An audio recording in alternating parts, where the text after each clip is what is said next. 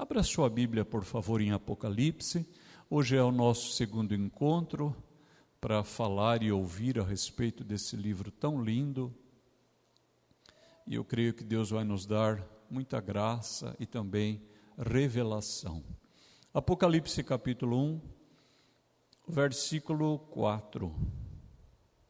Nós vamos ler até o versículo 8, mas é bastante provável que a gente não comente até o versículo 8. Mas vamos fazer essa leitura completa, essa perícope que vai do versículo 4 até o 8.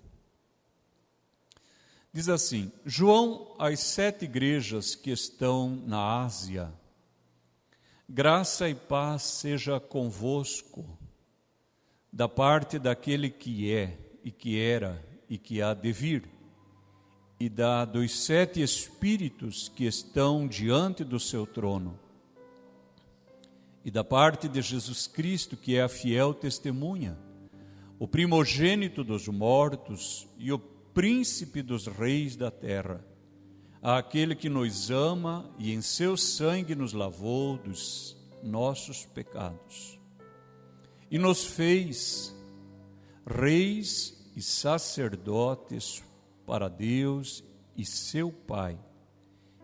A Ele glória e poder para todos sempre. Amém. Eis que vem com as nuvens, e todo olho verá, até os mesmos que o traspassaram, e todas as tribos da terra se lamentarão sobre ele. Sim, amém. Eu sou o Alfa e o Ômega, o princípio e o fim, diz o Senhor, que é, e que era, e que há de vir, o Todo-Poderoso. Amém. No entorno da palavra de Deus, orbitando a sua redação, nós encontramos o depoimento de várias pessoas que a gente deveria atentar, porque eventualmente aparecerá aquele que põe em dúvida o testemunho da palavra. Mas como nós vimos no fechamento do Evangelho de João, o mesmo que escreve o livro de Apocalipse, estava entre os 12 Tomé. E é muito interessante você pensar que Tomé caminhou com eles aqueles 3 anos e meio, viu os milagres, viu a palavra de Deus, viu o ministério de Jesus, mas depois disse: eu só acredito vendo. Ou seja, se uma pessoa desse tempo disser: eu só acredito vendo, você pode falar: você não é original, porque entre os 12 já havia um que também só acreditava vendo, e ele viu, e tendo visto disse: Deus meu e Senhor meu.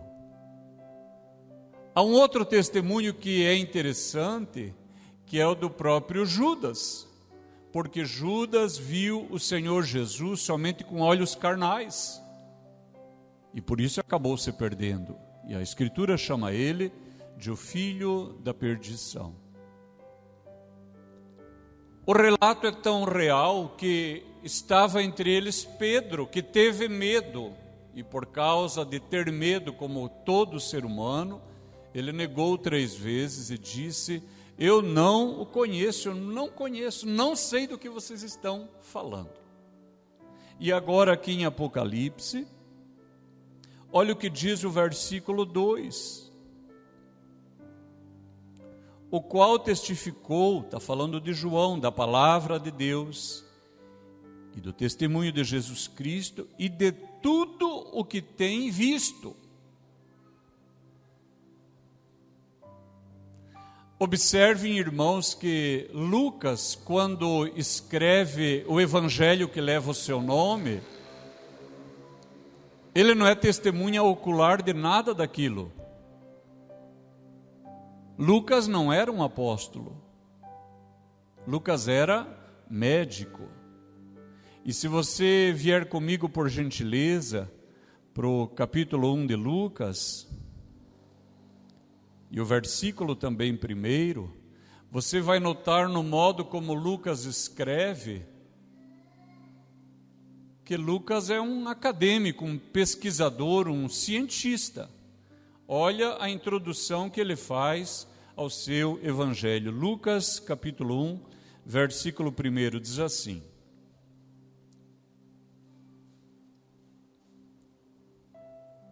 Tendo, pois, muitos empreendido pôr em ordem a narração dos fatos que entre nós se cumpriram, segundo nos transmitiram os mesmos que os presenciaram, percebe? Ele está dizendo, alguém transmitiu para ele. Desde o princípio foram ministros da palavra, pareceu-me também a mim conveniente descrevê-los a ti, ó excelentíssimo Teófilo, que é uma pessoa, nós não vamos entrar nesse mérito, por sua ordem, havendo-me já informado minuciosamente de tudo, desde o princípio, para que conheças as certezas das coisas de que já estás informado. Ou seja, Lucas ele declara, eu não vi, eu estou contando o que viram, e que foram ministros da palavra e me transmitiram. E se você ler com atenção o livro de Atos, você vai ver que até o capítulo 16, Lucas, que é o mesmo que escreve este evangelho e que escreve também Atos, ele usa o pronome pessoal, sempre na terceira pessoa do plural, ele diz eles. Por quê? Porque ele também não faz parte da comitiva. Mas a partir do capítulo 16, aproximadamente pela metade do capítulo, lá pelo versículo 9, mais ou menos, você vai notar que ele começa a usar então a primeira pessoa do plural, nós, porque a partir daí ele começa a fazer parte da equipe missionária. Amém até aqui, queridos? Então note, nós temos o testemunho de Judas que o negou porque acreditava nele somente carnalmente, era só uma aproximação carnal. Nós temos o depoimento de Tomé, que era como algum curioso de hoje, eu só acredito vendo. Nós temos o testemunho de Pedro, que teve medo como todos nós talvez teríamos e negou o Senhor, como eu já neguei alguma vez. Nós temos também o testemunho de Lucas, que diz, eu não vi, mas eu escrevi o que me contaram, as pessoas que foram ministros da palavra. E nós vimos em Apocalipse, que João diz, eu estou escrevendo aquilo que eu vi. E agora, venha comigo para João, capítulo 1.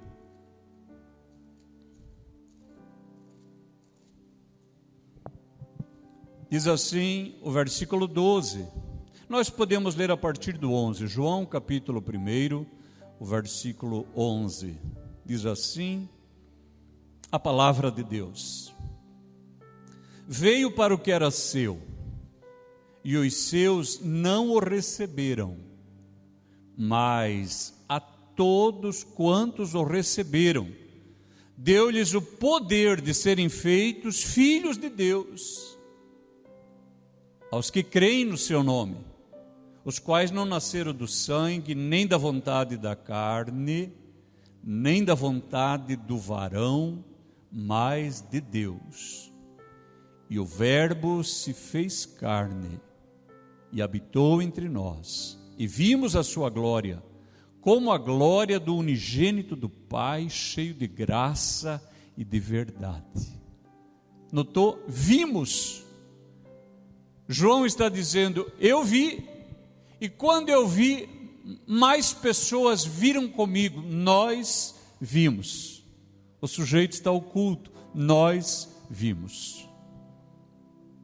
Então aqui nós temos o depoimento forte de várias pessoas, porque o cético, o ateu, ele diz que a Escritura, ela é a construção religiosa de um grupo de pessoas que tinham uma intenção, Mas quando nós olhamos essas pessoas, nós vemos que elas não têm intenção nenhuma. Na verdade, elas se comportam como qualquer um se comportaria, tendo medo, tendo vergonha, negando, duvidando, e alguns dizendo, não, eu vi de fato. Mas o que é mais interessante é que nenhum deles teve lucro com isso. Uma pessoa somente se ela tiver lucro ou vantagem, nenhum deles teve lucro. E o exemplo é o próprio João, que está aqui exilado na ilha de Patmos por causa do testemunho da palavra de Deus. Amém, queridos?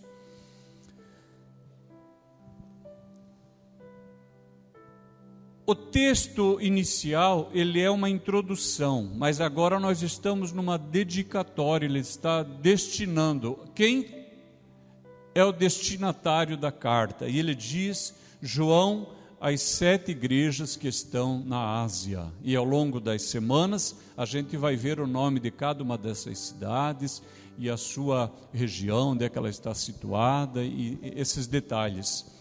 Mas eu quero pontuar duas coisas. Em primeiro lugar, irmãos, essa palavra, ela foi destinada a 7 igrejas reais, concretas, históricas, que existiram na Ásia Menor naquele tempo, que é onde hoje está a Turquia. Percebe? Então, quando João escreve e destina, ele tem em vista 7 igrejas específicas. Mas, queridos irmãos, muito mais do que isso, essas cartas, elas são escritas para a igreja. E nós vamos ver esse detalhe. Essa carta, ela é destinada a mim, que sou igreja de Cristo, a você, que é a igreja de Cristo. Essa carta, ela é para todos nós. E o uso do 7 não é acidental. Nós já falamos um pouco sobre isso em João, e eu quero trazer à memória do irmão e da irmã esse conhecimento. A palavra de Deus diz que o Senhor, ele descansou da obra da criação no 7º dia. Nós também podemos olhar que depois que Noé entra na arca, ele fica dentro da arca 7 dias, antes que venha o dilúvio. Ele já está fechado lá, e ele fica 7 dias. A palavra de Deus também dá testemunho que quando Abraão conversa com Abimeleque, e ele quer fidelidade na conversa que eles tiveram, depois que eles têm uma refeição, Abimeleque olha e tem 7 cordeiras guardadas num canto. Ele fala assim, para que são essas 7 cordeiras? Os irmãos notaram, não poderia ser 6? Não poderia ser 10? 7. Por que as 7 cordeiras? E Abraão diz, eu quero que você receba elas da minha mão como um juramento. Notaram? Se você for olhar o castiçal de ouro, ele tem 7 lâmpadas. Perceberam? Então, reiteradas vezes nas Escrituras, você vai encontrar esse número 7. E João, no seu livro, ele coloca também 7 milagres.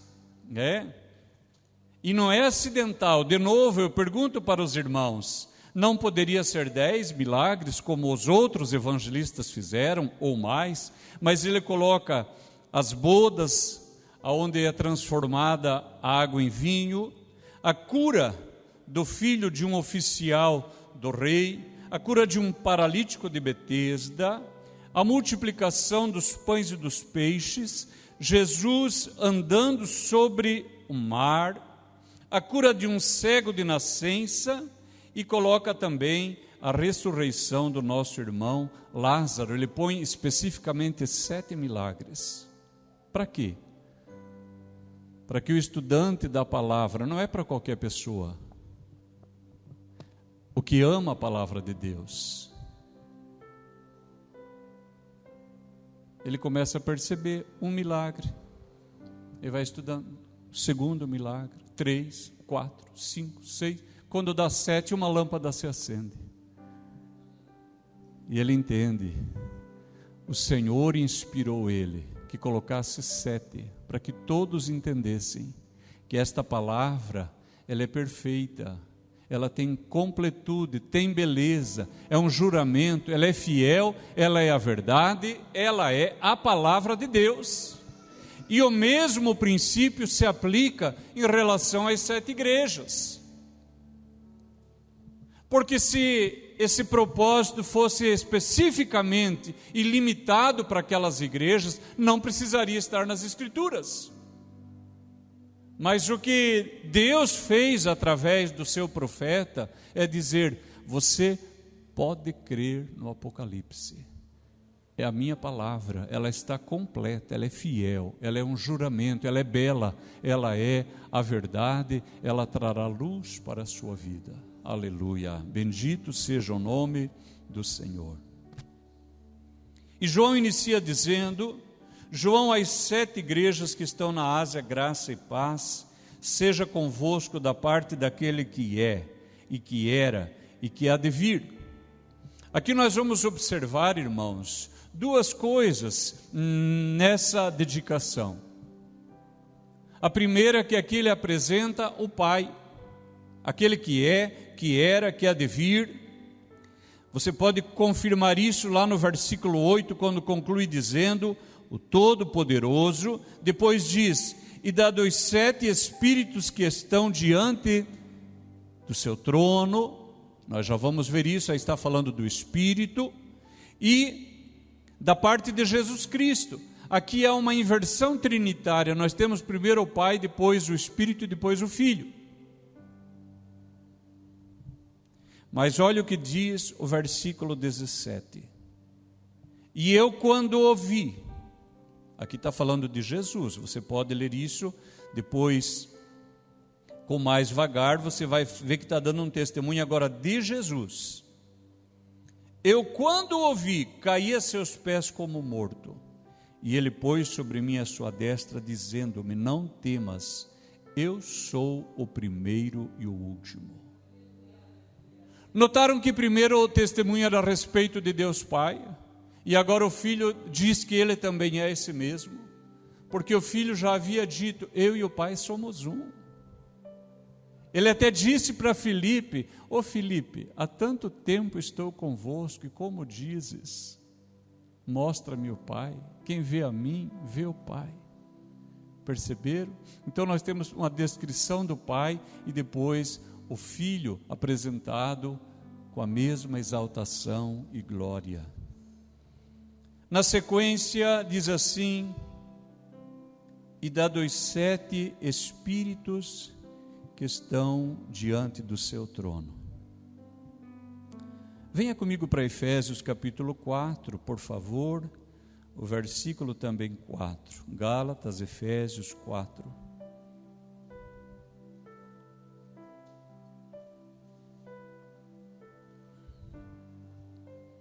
Nós te adoramos, Pai, Filho, Espírito Santo.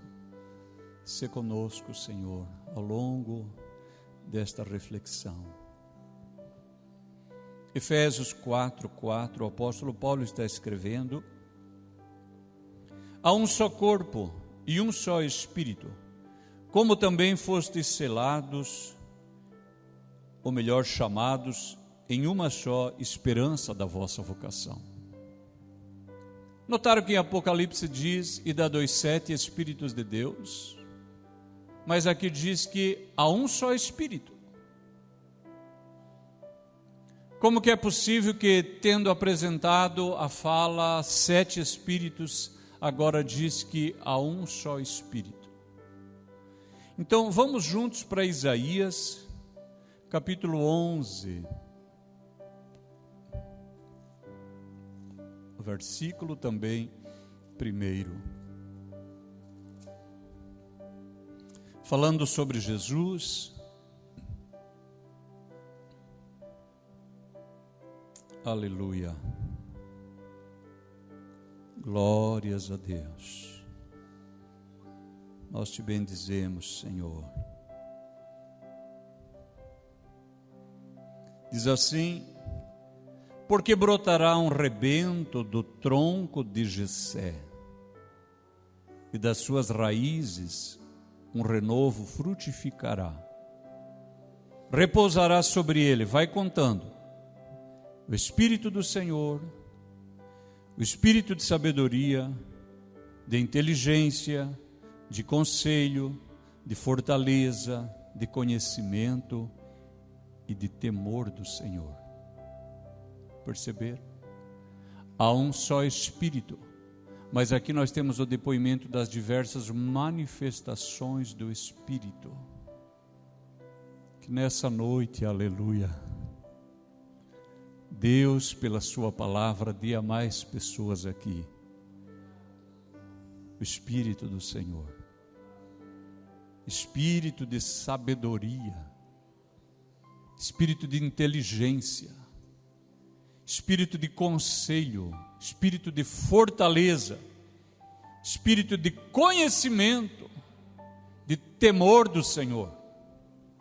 E notem que Isaías profetizou dizendo: porque brotará um rebento do tronco de Jessé, que é Davi, e das suas raízes um renovo frutificará, que é Jesus. Agora venha por favor para Apocalipse capítulo 22. Diz assim o versículo 16. Apocalipse capítulo 22. O versículo 16. Eu, Jesus, enviei o meu anjo para vos testificar estas coisas nas igrejas. Eu sou a raiz e a geração de Davi, a resplandecente estrela da manhã. Aleluia! Glórias ao nome maravilhoso do nosso Salvador. Isaías diz: brotará um rebento do tronco da casa de Jessé, e das suas raízes um renovo frutificará. E estará sobre ele 7 espíritos. Amém, queridos? Volte para o capítulo 1. Além disso, lembre que outra vez, quando fala dos 7 espíritos, está falando ao Espírito Santo, está falando dele. E que mais? Dizendo que nele a completude, a perfeição, a glória, a verdade, a justiça, e que ele é plenamente confiável. Aleluia! É isso que esta palavra quer dizer. Assim como a Escritura é confiável, o Espírito do Senhor é confiável. Glórias ao nome do nosso Deus. Aleluia. E diz assim: e da parte de Jesus Cristo, que é a fiel testemunha, o primogênito dos mortos e o príncipe dos reis da terra. Aqui eu tenho chamado a atenção da igreja, eu não me canso de insistir, e é segurança para a senhora igreja, porque as seitas, elas têm uma habilidade maligna, elas pegam a pessoa na dúvida. É interessante que Paulo diz que nós não devemos aproximar das pessoas com dúvida, com questões. Paulo fala isso claramente. As seitas vêm exatamente por aí, bate no seu portão e faz uma pergunta: o que você acha de não sei o quê? Ele já sabe que a maioria não tem a resposta. E o texto diz que Jesus Cristo é o primogênito dos mortos. Se você pegar a palavra primogênito, a sua matriz está no latim. Fala primus, aquele que vem primeiro, aquele que vem antes, e gênitos, nascido, ou seja, aquele que é nascido primeiro. E eles pegam esta palavra para dizer que Jesus foi criado, e sendo criado, ele é criatura e não é Deus. E a igreja precisa entender Você pode escolher tratar mal a pessoa como se ela também não merecesse ser evangelizada. Tem gente que faz isso, fecha o portão, espia lá da janela, faz de conta que não vê. Você pode fazer isso. Ou você pode estudar a palavra de Deus e atender muito bem. É uma escolha. Então, bateu na nossa casa uma pessoa lá, na São Euquinde. E ele me disse: quero convidá-lo, amigo, para uma festa que vamos ter. E o título era Jesus e alguma coisa que eu não lembro. E ele disse: aqui na cidade de Maringá, um folheto muito bem feito, que aliás, eu acho que a literatura mais bonita é a deles. E eu falei para ele: meu amigo, eu só quero saber quem é esse Jesus que o senhor está anunciando. Ele falou: como assim? Eu falei: você o adora? Ele falou: adoro. Eu falei: então ele é Deus. Não, ele não é Deus. Eu falei: então o senhor é idólatra, porque se o senhor adora algo ou alguém que não é Deus, segue-se que o senhor é idólatra. Ele falou: não, então eu retiro o que eu disse. Percebe? Nem ele não tinha certeza e queria me convidar para uma festa para a qual nem ele não tem certeza. Mas porque pegaram, e não foi ele que inventou isso. Um bispo lá do norte da África, da Líbia, chamado Ário, que depois foi bispo na Turquia, em Constantinopla. Ele desenvolveu essa doutrina segundo a qual Jesus é o primeiro criado e, portanto, não é Deus. Mas eu quero chamar a atenção dos irmãos assim, resumidamente, porque teria que ter um dia só para falar sobre isso e eu não pretendo. Quando os irmãos forem ler Gênesis novamente, vocês vão perceber que nas genealogias aparece o nome do pai e diz assim: e gerou o seu primogênito, e aí vem o nome, aí vem todo o restante. E quando vem a outra personagem, novamente gerou o seu primogênito, e cada vez vai aparecer destacando o primogênito.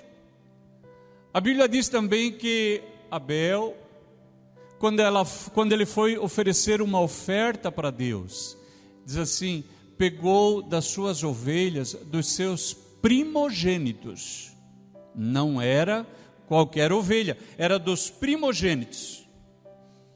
O primogênito, ele tinha a função de assegurar o nome da família. Aqui tem pessoas que casaram e não levaram junto o nome da família. E talvez em 2, 3 gerações essa família desaparece. Para que isso não ocorresse, era a função do primogênito carregar o nome da família.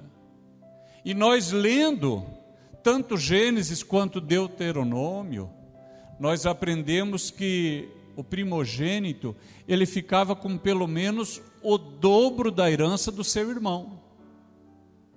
Ou seja, a maior parte da herança era dele. Que mais? O nome, a herança, a glória, o poder, tudo isso recaía sobre o filho. Quando a gente lê sobre Josafá, quando ele está perto de morrer, diz que ele deixou riqueza para todos os seus filhos, mas deixou o trono para o seu primogênito. Isso é uma coisa até bastante comum nas dinastias. Mas venha comigo, por favor, para Êxodo, capítulo 4. Essas eu gostaria que você lesse.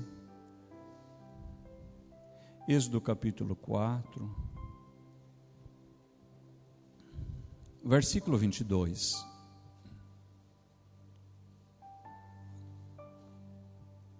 Êxodo 4, 22 diz assim: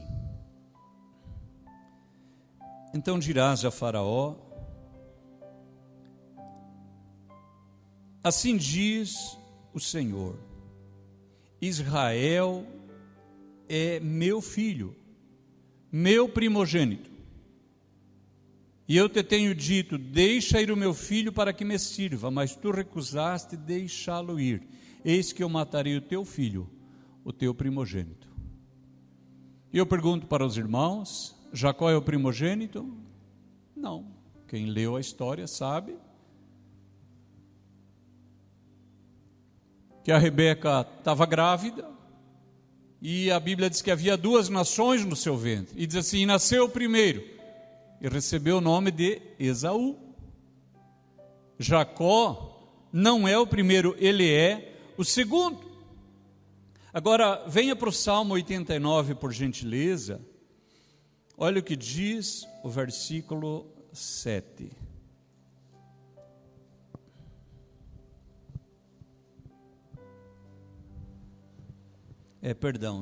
Versículo 27. Se você olhar o versículo 20, diz assim: achei a Davi meu servo. Só para os irmãos entenderem que durante o Salmo vem falando da aliança de Deus com Davi. Então lá no versículo está dito: achei Davi meu servo.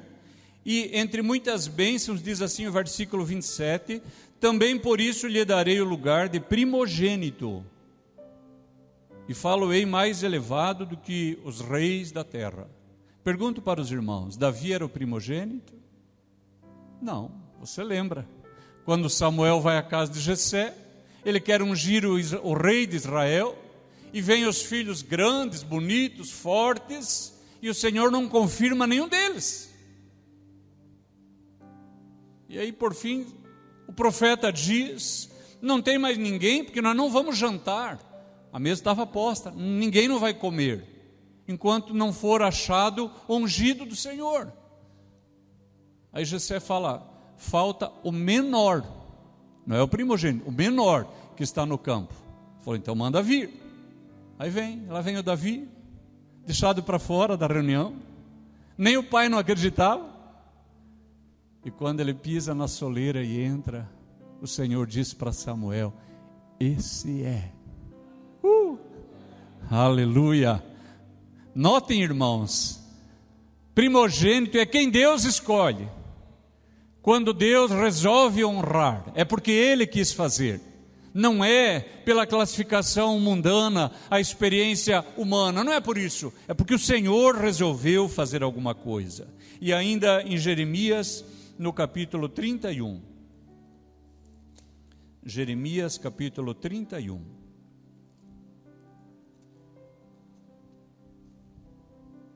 Diz assim o versículo 9.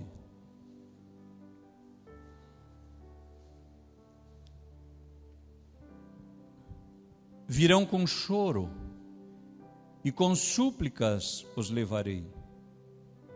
Guiá-los-ei aos ribeiros de águas, por caminho direito em que não tropeçarão, porque sou um pai para Israel, e Efraim é o meu primogênito. E pergunto de novo: Efraim é o primogênito? Manassés. Quando Jacó, já velho, lá no Egito, vai abençoar os filhos de José, e ele já estava quase cego, e José traz os filhos e coloca Manassés perto da mão direita do pai, porque a bênção, a glória, a herança, o poder, o nome da família deveria ser sobre Manassés. E Jacó cruza as mãos e põe essa mão sobre o Efraim e essa sobre o Manassés. E José, governador do Egito, diz para o seu pai: não, pai, assim não, porque esse é o primogênito. E Jacó diz: eu sei, esse também vai ser abençoado, mas a glória, a bênção do Senhor vai ser sobre esse aqui. Os séculos passaram e Deus está dizendo: Efraim é o meu primogênito. É quem Deus honra, é quem Deus abençoa, é quem Deus diz que é. Se Deus liberar uma palavra a teu favor, você pode começar a se alegrar já, ainda que nesse momento você não esteja vendo, porque abençoado é quem Deus abençoa, próspero é quem Deus chama de próspero, saudável é aquele para quem Deus libera uma palavra de cura. Aleluia! E venha comigo, por favor, e nós estamos caminhando para o final. Colossenses capítulo 1.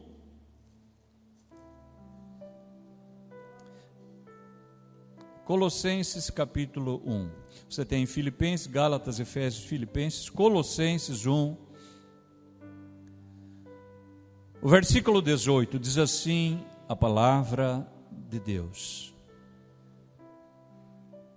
e ele é a cabeça do corpo da igreja, é o princípio e o primogênito dentre os mortos, para que em tudo tenha a primazia.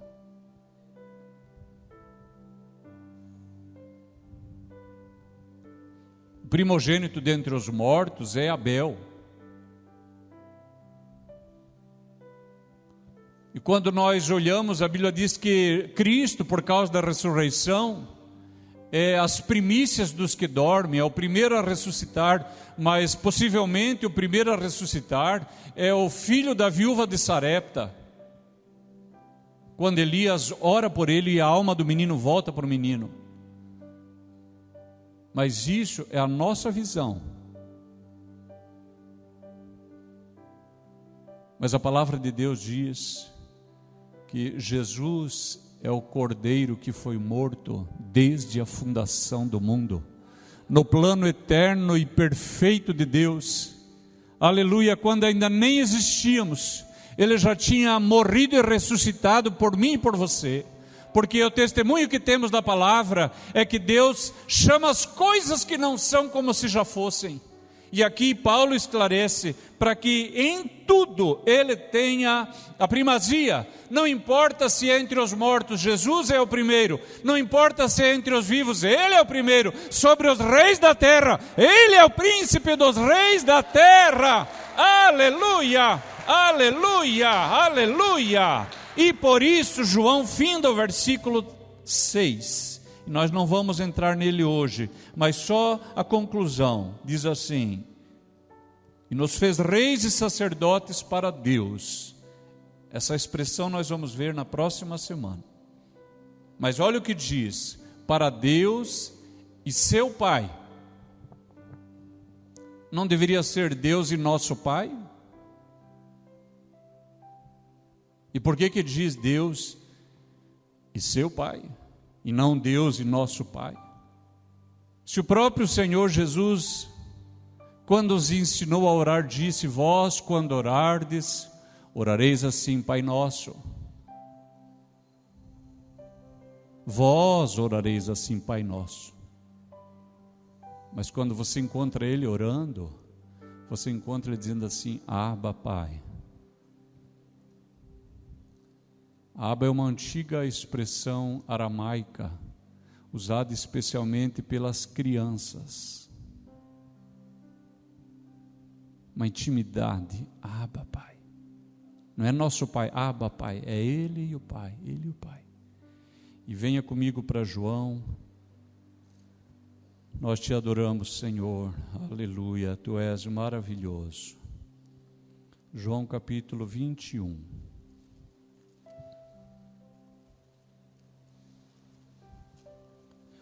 Ou melhor, João capítulo 20, o versículo 17. João 20, 17. Disse-lhe Jesus: não me detenhas, porque ainda não subi para meu Pai, mas vai para meus irmãos e dize-lhes que eu subo para meu Pai e vosso Pai, meu Deus e vosso Deus. E agora sim pode voltar para Apocalipse, e nós vamos concluir capítulo 1, o versículo 6. Nessa fala está outra vez contida a revelação da divindade do Senhor Jesus. Você viu que nós lemos em João capítulo 1, veio para o que era seu e os seus não o receberam, mas a tantos quantos o receberam, deu-lhes o poder de serem feitos. Nós somos feitos por adoção, filhos de Deus. Diferente é o relacionamento de Jesus com o seu Pai e nosso Pai. E por isso, a Ele a glória e poder para todos sempre. Aleluia. Amém.